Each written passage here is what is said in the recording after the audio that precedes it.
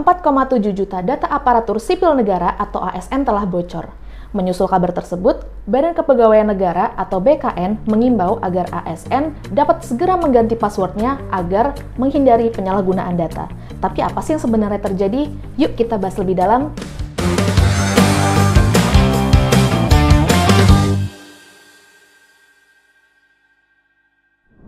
Hai Cyberian, balik lagi sama aku di Ngosek Podcast episode ketiga. Kali ini kita bakal ngebahas sesuatu yang penting banget, terutama bagi kita yang peduli dengan keamanan data. Pada tanggal 10 Agustus lalu, publik dikejutkan dengan bocornya data ASN yang dikelola oleh Badan Kepegawaian Negara atau BKN. Informasi ini berasal dari sebuah postingan di Bridge Forum oleh seorang hacker bernama TopiX. Nah, kabarnya data ini dijual sebesar 10.000 US dollar atau sebesar 159,4 juta rupiah. Itu nilai yang gede banget ya. Bahkan data yang bocor itu adalah informasi pribadi seperti nama, instansi, alamat, NIP, hingga SK PNS.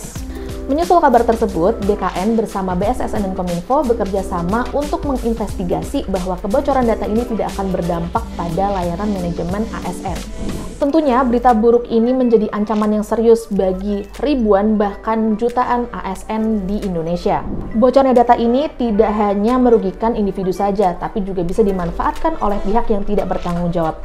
Mereka bisa melakukan penipuan, pencurian, bahkan potensi serangan cyber yang lainnya. Menurut riset yang dilakukan oleh Surfshark, Indonesia memang termasuk dalam 10 negara dengan potensi kebocoran data tertinggi. Ini menandakan bahwa perlindungan data kita itu masih belum optimal. Apa sih yang menjadi permasalahan utama? Yang pertama, infrastruktur keamanan cyber yang masih belum memadai. Kurang memadai di sini bisa dalam artian penggunaan infrastruktur yang tidak aman, kurangnya kebijakan keamanan yang kuat, bahkan kurangnya monitoring terhadap sistem yang digunakan oleh perusahaan atau instansi. Kemudian, permasalahan yang kedua yaitu adalah kurangnya kesadaran akan pentingnya melindungi data pribadi, baik itu di level individu maupun di level instansi atau perusahaan. Lalu apa sih tindakan terbaik yang harus kita lakukan untuk menghindari dari kebocoran data ini? Menurut pakar keamanan cyber, Dr. Pratama Persada, pemerintah harus membuat aturan yang tegas terhadap penyelenggara sistem elektronik atau PSE.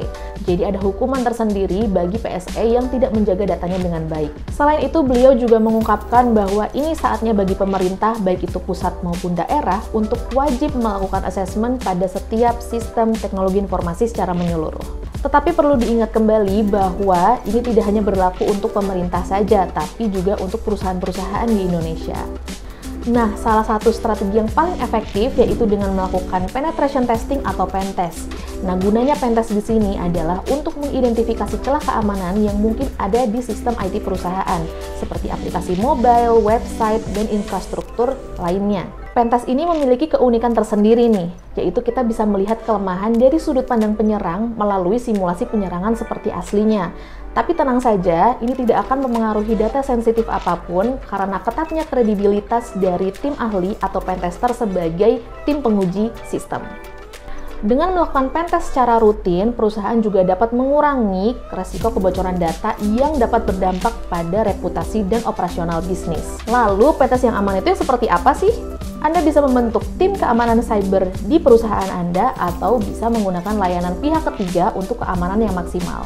Nah, di sini Anda bisa percayakan di Widya Security melalui layanan Vulnerability Assessment dan Penetration Testing atau VAPT.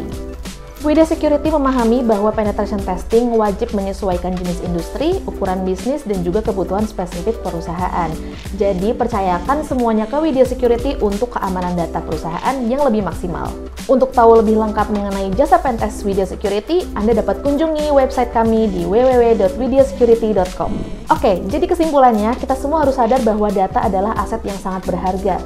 Dari kasus kebocoran data ASN, itu bisa menjadi pembelajaran bagi kita untuk lebih peduli dan serius terhadap keamanan data. Mari kita tingkatkan keamanan data di Indonesia menjadi lebih baik dan lebih aman. Jika kalian suka dengan video ini, jangan lupa untuk klik like, share, dan subscribe-nya ya. Berikan juga komentar di bawah tentang pendapat kalian mengenai kasus kebocoran data ini. Sampai jumpa di video berikutnya, terima kasih dan feel safe-itas!